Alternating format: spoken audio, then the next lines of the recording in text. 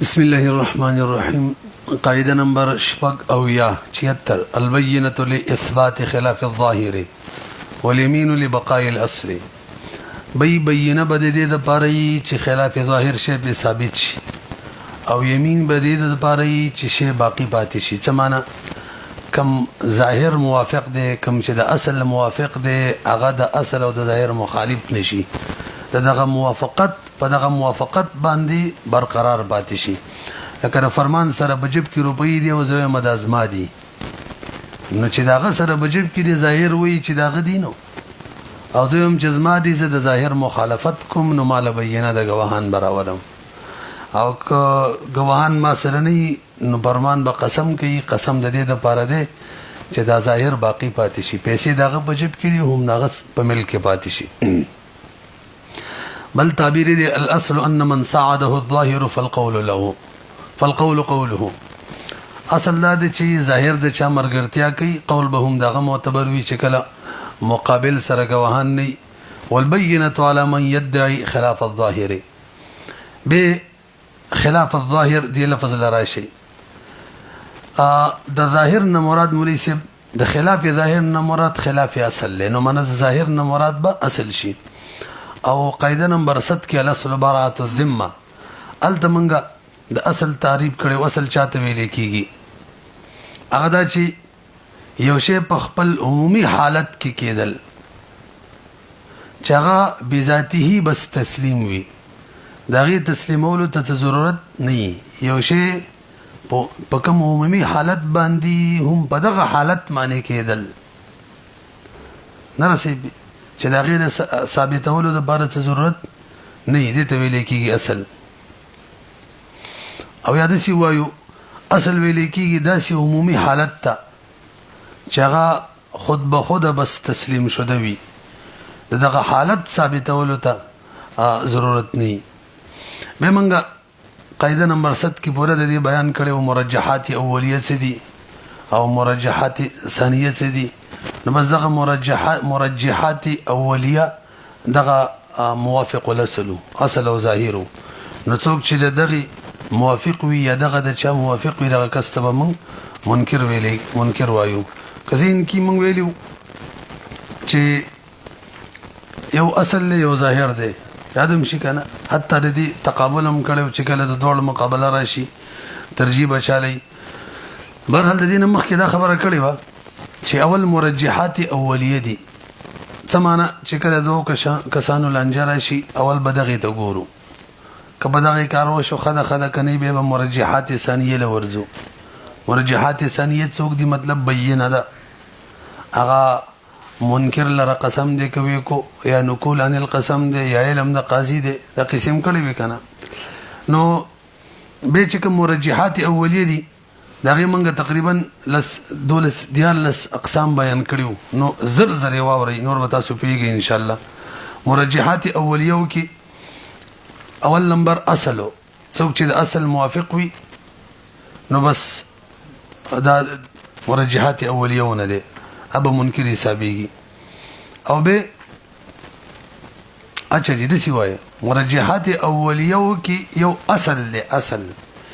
به دي اصل ګڼ اقسام دي، د دوله ديال اقسام دي اصل دي. لکه اصل دا دي براءه الذمه، دا بس یو اصل دي، دا مرجحات اولیهونه دي. څوک براءه الذمه دا و چې څوک دا به منکر وي. او دویم نمبر الیقین ولا یزول بشک دی. او دریم نمبر الاصل بقاء ما كان لا ما كان. او څلورم الاصل اضافه الحادث الى اقرب اوقاته. او پنځم الاصل في الكلام الحقيقه. او شپږم نمبر القديم يترك على قدمهم دي، چې څوک د قدیم داوا کوي او شی قدیم به هم هغه منل شي.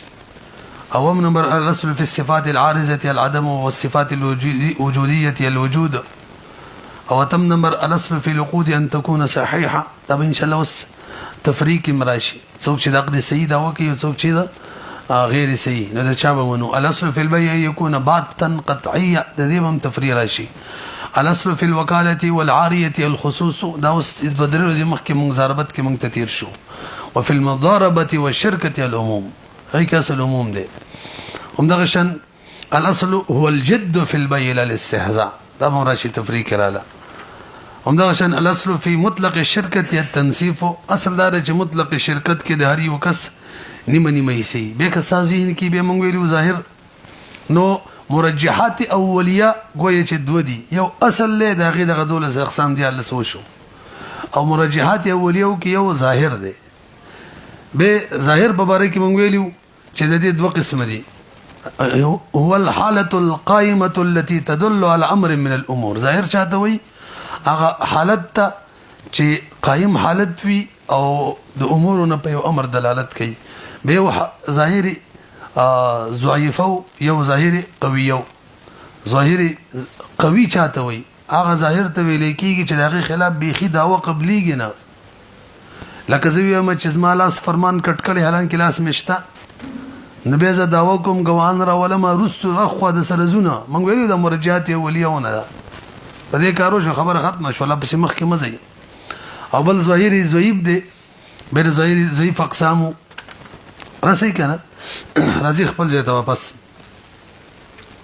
مفهوم د قاعده واضح دی چې څوک د خلاف ظاهر وي د خلاف اصل وي، نو وس د اصل مخالف شی ثابتول او د ظاهر مخالف شی ثابتول د لپاره قوي دلیل ضرورت دی، او قوي دلیل بینه ده. نه عقلی وجه شول چې په مدعی باندې بینه ولي. څوک چې د اصل موافق دی د ظاهر موافق دی نو خو الریډي په خپل اصل باندې قائم دی، نه د یو قوي دلیل ضرورت نشته د خپل حق ثابتولو د باره، خو اسم ثابت دی. دې د وجې نه کمزور دلیل چې یمین ورته ویل کیږي باغې باندې د کار کیږي. دا مسله مشور به دا د چلکه بینه دا په نفي کې قبول وی کنه وی. نو مشهور مسله د بینه للاثبات د پاره وی، بینه د نفي د پاره غیر مقبوله. اوس وجه څه ده چې بینه د اثبات د پاره نفي د پاره نه دا خبرم زين کې نه وای. وجه دا د مولوی سی وختیم وجو کې ویلا چې مدعی د پاره ولی بینه ده، منکر د پاره ولی قسم ده. به مبوري مدعی چون کې خلاف ظاهر خلاف اصل وی، نو د ظاهر مخالف حکم ثابتول د اصل مخالف حکم ثابتول د بار قوي دلیل ته ضرورت دي. د سیم ویل کنه او ابل چې خو موافق الظاهر وي قوي دلیل ته کې ضرورت نه. اوس نفي باندې بینه ولې نه د معتبره ځکه نفي دوه صورتونه دي، یا خو بخیله وجود تراغل نه دي شي او دا یې نفي کوي چې نشته، مطلب صفات عارضهونه دي. نه کوس دا گواهان راولي د دې لپاره چې دغه صفات عارضه نشته لا موجود شوی نه دي، نو دا خو اصل دی چې نشته دی. الاصل فی صفات العارضه العدم. دلته خو بینه موافق ظاهر د پاره شو، حالانکه بینه د چا د پاره نرسي خبره مانی. او کچری یو شی وجود تراغلی نه خو به موجود شو، هغه صفات وجودیه و نشو. بغي کې اصل دار چې موجود دي باقی دي. الاصل بقاء ما كان لا ما كان. او زایل شوی ختم شوی دی، دا وس خلاف اصل ده چې هغه صفت کوم چې موجود وو او پس ختم شوی کنه، نو چې نه دی ختم په خپل حالت باندې دی دا اصل ده، ختم شوی دی دا خلاف اصل ده. نو په دې صورت کې وس نفي ده چې به هغه شی نه دی ختم شوی، نو هلته نه دی ختم شوی خو اصل له د دې لپاره بینه معنی څه کې باندې درنکو. نو یو شی د سره موجود نه دی یو نو به خو هغه عدم دي او صفات عارضه کې اصل کې عدم وي، نو کته وس نفي کې چې نه دی موجود نو دا خو بخیل اصل او د ظاهر موافق شو لدی کې بینه ته ضرورت نشته. او که صفت موجود شوه دي صفات وجودیه او نه ګرځیدلې او وس تنفي کې نو معنا بدایي چې دغه صفات وجودیه دا کوم چې موجود دي دا زایل شوه نه دي، نو ته خو به د اصل موافق خبره کینو به بګي غوانو ته ضرورت شو. لنډه دا زین کې خبره ناشته چې بینه د اثبات د پاره نه فد پاره نه. البته دوه صورتونه کې علما وي ان شاء الله من القضات کې به خو وضاحت پکې وکړو. دوه صورتونه کې نفي لپاره بینه کرامت وی پاره کې یو کله چې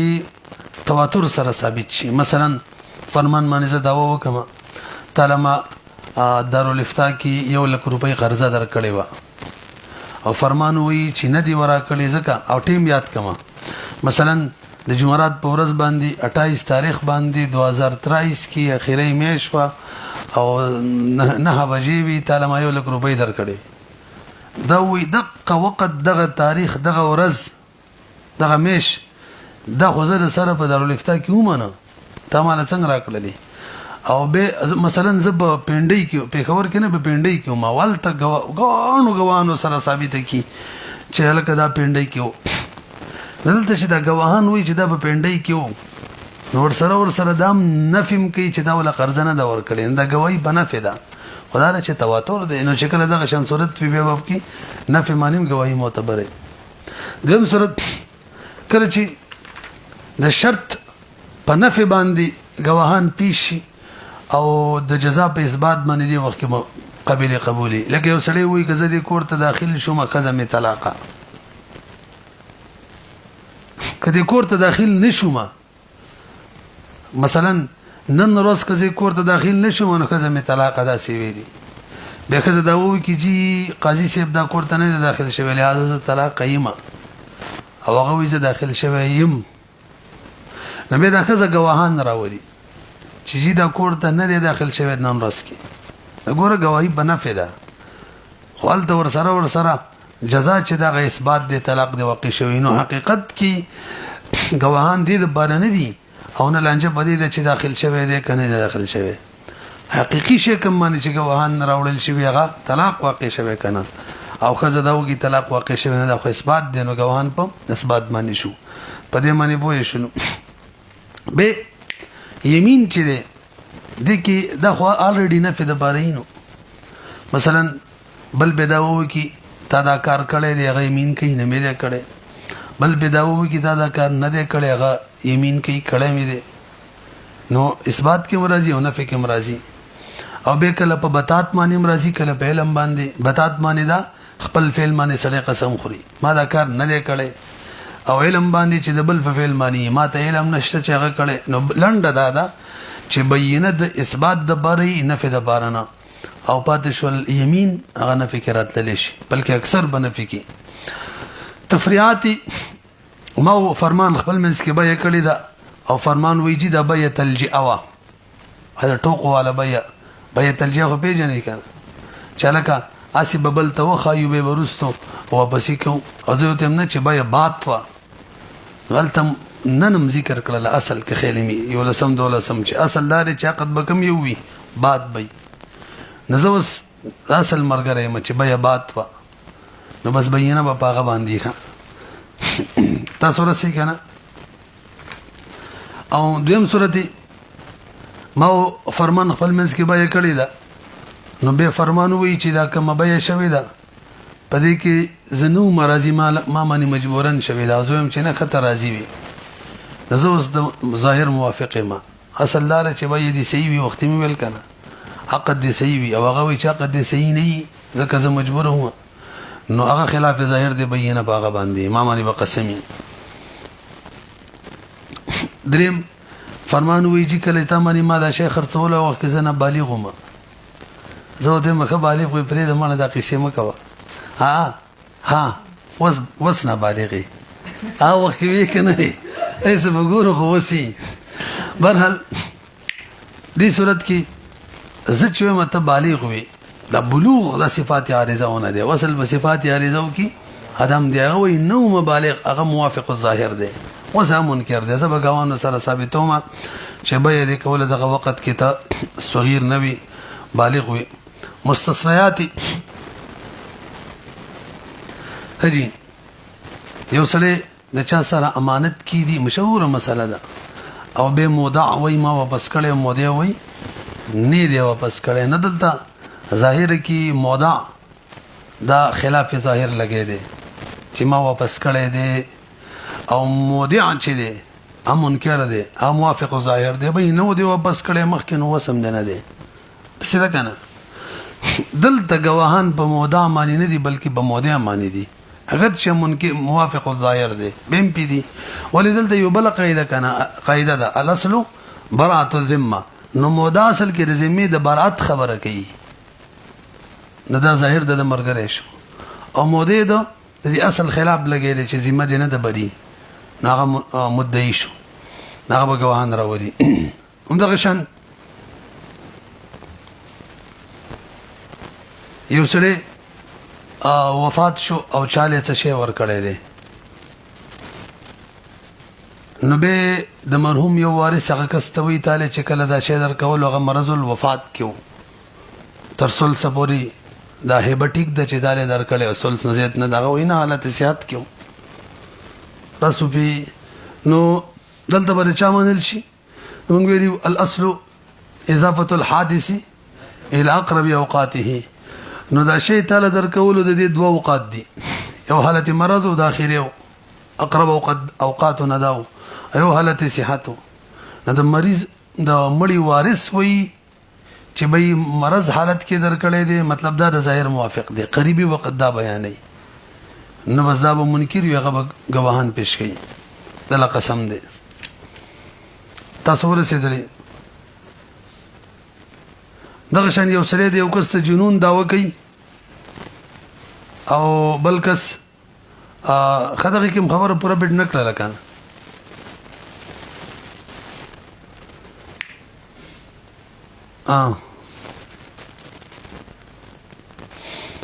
که مخکې صورت کې وګورئ د مړي ورثه د خلاف ظاهر خبره کوي. خلاف ظاهر دا دی چې مرض اصل دا دی چې سړی دی روغي او د مړي ورثه وایي چې تا ته کله هبه کوله دی وخت کې پکې خلاف اصل شی مرض راغلی و، هغه وایي چې نه کله هبه کوله خلاف اصل شی مرض پکې لا نه راغلی. نو ظاهر د چا مرګره دی؟ دغه موهوب له مرګره دی. او ظاهر کې د سیمه معلومیږي چې د مړي د وارث د خلاف ظاهر دی، خو به هم د مړي د وارث منل شي ولې قاعده په بنا باندې ورسېدلې په مخکې راځي. قاعده نمبر 77 البينه حجه متعديه والاقرار حجه قاصره. بینه د حجت متعديه ده چې کله قائم شي نو چا د پاره چې قائم شوی د اثر صرف د کې نه کوي بلکې نور کې هم کوي. راځي خبره والاقرار حجه قاصره او اقرار د حجت قاصره دی چې اقرار کړي هم اثر پاغه کې کوي. بل تعبیر البینه حجه فی حق الكل. البینه بل تعبیر اقوى من الاقرار. بل تعبیر الشهاده حجه فی حق الكل والاقرار حجه فی حق المقر خاصه. الفاظ متعديه څه معنی ده؟ حجت متعديه هي التي لا تقتصر قوتها الاثباتيه على من اقيمت عليه. دا غشي دي هغه حجت دي چې قوت اثباتيه په چا چې قائم شوی صرف هغه معنی بند نه بل تتجاوز الى غيره. مثلا ز فرمان باندې دا وکم دا سره کوم کتاب دې ازما دي دا ټول کلاس ملګری ناشتي یو ځای غواهان راولم ما د پاره فیصله وشي نو دا فیصله صرف فرمان باندې ونه شوله، دا په دې ټول وشوله چې بس دا کتاب د شو سبا له هر کس دا ویلې شي دا کتاب د دې. اقرار دا من قدرت کی تعریف کړي هو اخبار الانسان عن حق عليه لاخره. یو سړی خبر ورکړي دی یو حق چې په هغه باندې د بلوي او څوک چې اقرار کوي هغه ته مقر وي، چا د باره چې اقرار کیږي مقر له ورته وي او حق ته مقرم به ویل کیږي. حجت قاصره معنی دا ده چې دی حجت کی نقصان دی، کمزوری ده او د کمزوري اثر دا ده کنه حجت تقتصر على نفس المقر. اقرار صرف مقر پورې خاصي ولا تتجاوزه الى الغير. مفهوم د قاعده کچري بس دا تقریبا ما بیانم کو کله چې وسره په یو حق باندې گواهان قائم کی یعنی په بینه وسره ثابت کی نو د چا خلاف چې گواهان راوستي صرف د په حق کې باندې بلکې څومره کسان وي څومره خلک وي ټول په حق کې به عمدغه فیصله وشي دا شه د بلانکی شو او پاتې شو اقرار نو کما سره پیسې د اقرار وکم چې دا د فرمان دي یا ما سره کتاب د اقرار وکم دا د فرمان دي نو زما په حق کې بدا حجت وی د کتاب بزما نزی او فرمان لبور کول کیږي او زما د اقرار د نور ملګرو په حق کې مشي مطلب نورم دی وی چې او د فرمان شو نور کبه کې حق ثابتول غواړي ندي شي ثابتول داسې خبره نشته بل کس ویلی چې ستا د سره ونه او ستا د اقرار پکې ټیک نه دی فرمان هم نه دی زما دی او دا مې ګواهان دي نه ولا ورکوم نه رسېږي. بې د دې وجه څه ده مولوي صاحب چې بینه حجت متعدیه ده او اقرار چې د حجت قاصره ده. وجه دا د مولوي صاحب بینه هغه دلیل ته ویل کېږي چې هغه واقعه چې ده که نه دا بالکل واضحه کی او چا باندې چې بینه پیش کېږي یا څوک چې پیش کوي صرف دیو ته نه بیخي څومره خلک چې ټولو ته واضحه کی نو چې کله یو شی واضحه شي دا خو په حکم د ظاهر قویه کې شو ظاهر قویه خلاف به څه نه قبلېږي نه رسېږي. او قبل تعبیر کې بینه او بصورت کې قاضي فیصله وکړي د چا چې بینه یې غره پاره او قاضي ته خو ولایت عمومي حاصل لې نو د شول لکه چې چا د پاره فیصله وکړه دا د چا په خلاف چې کله صرف دغه په خلاف نه د ټولو خلکو په خلاف شول چې لکه دې شي کې څوک د مل داونه شي کوله د حق د پلان کې شو رسېږي. او بعد شولو دا دویم جز والاقرار حجه قاصره دا ولي حجت قاصره ده وجه دار اقرار خو محض خبر ده احتمال پکې شته چې دروغ هم وي دا اقرار یې ټیک نه دی او احتمال پکې شته چې رښتیا هم وي نو کمزور شو. همدغه شان دې کې د تهمت هم احتمال شته د اقرار دې لپاره کوي چې خپل منځ کې د مقر له سم وعده معاهده کړی دا د نور خلکو حق خرابوي لکه من قدرت کې ویلیو خزې د پاره کسړې د قرض اقرار کوي ټیک دی نه خاوند نو دی خپل دی وایي چې په دغه مرض الموت کې خزې له طلاق ورکي او به ورله اقرار وکي نه به مونږ ویلیو چې په میراث او په قرض کې چې کوم اقل له ما به خزې ته ملاويږي وجه سره دلته د احتمال شته چې دی همدغه شان قصه کوي او دې لپاره چې اقرار ولا به زیات وکي چې میرا وراثت نوځي او وصیت یاد کړ وصیت خزې لپاره وصیت نشي کولای کنه وارث ده نو کې دې شي طلاق دې لپاره مرض الموت کې ورکړي چې وصیت ول ټیک شي دیو جن موږ وایو چې دا اقرار به دا طلاق چې دغه به دا د ورثه په حق کې بغیر معتبر برحال مخکې راځي تفریعات له اوله تفریع ولې یو سړی داوا کوي په مړی باندې چې زما په حق پورې دی نو اوس کې د مړی یو وارث دی وارث ټول خو خصم نشي جوړېدل یو به ودرېږي کنه ان شاء الله دا به منګلا موین القضات کې راشي چې یو کس حاضر د غایب نه کله خصم جوړېدل شي او کله نشي دا کې یو صورت دا دی داوا د مړی په حق وشوله مثلا داوا د مړی په میراث په طریقه باندې وشوله او اوس د مړی ورثو کې یو وارث خصم جوړ شو هغه نه منله به د مدعی گواهان سره ثابت کړل چې د مړی زما حق شته نو مدعا علیه فقط د یو وارث ته خو گواهان حجت متعدیه ده د ټولو خلاف به ثابت شي دغه حق به د مدعی ته ملاو شي انور بدانه وای چې بای منګه خو خصم نو من خو منکر نو من خو لا ستاري حق نه انکار نو کړي وسی کو دوباره گواهان راواله خبره ختم شوه او کچره دغه یو وارث پکې اقرار وکي چې اوس موږ په دغه مورث باندې ساده حق نو د حجت قاصره ده نور خلاف بنه قبليږي څمانه نور ته خپل حق ملاو شي دغه وارث کوم حق دی دغه نه بل دغه مدعي حق پوره شي بل مثال مثلا ما د فرمان نه غاړه واخستو ارسي به مې فهیم را لې فهیم ویل چې به دا غاړه زما دي اوس دو صورت دي کچري گواهانو سره فهیم ثابت کړه ما نه غاړه وړلو نو ما چې فرمان لکم قیمت سمن ورکړی به ته واپس کوم ځکه دا حجتي متعدیه دی بینه سره ثابت کړي ما پورې صرف نه د فرمان پورې خبره لاړه نه رسېږي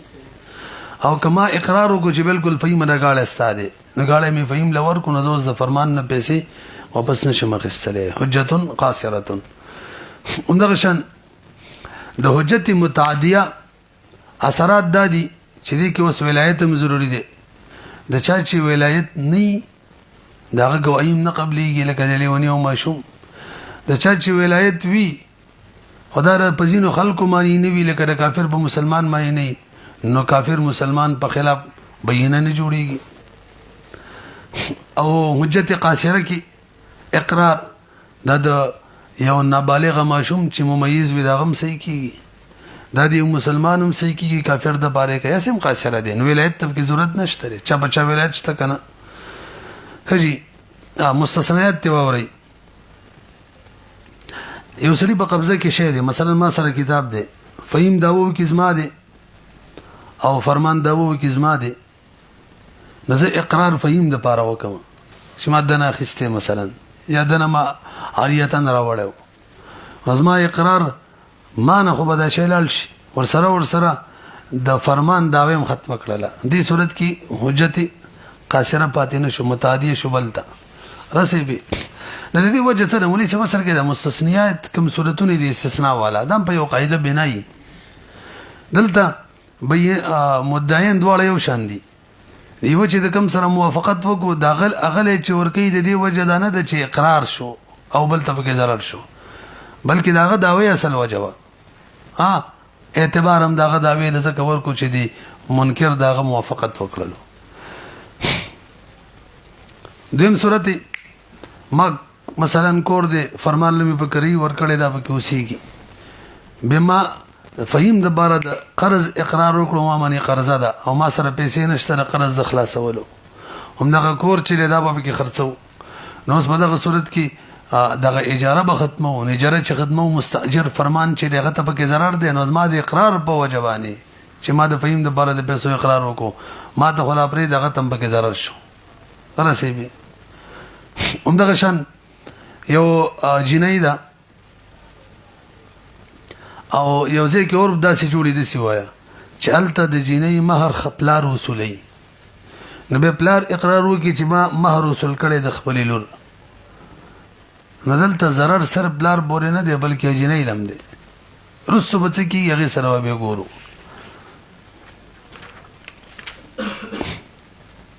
بس به کوم چې ټیم خلاله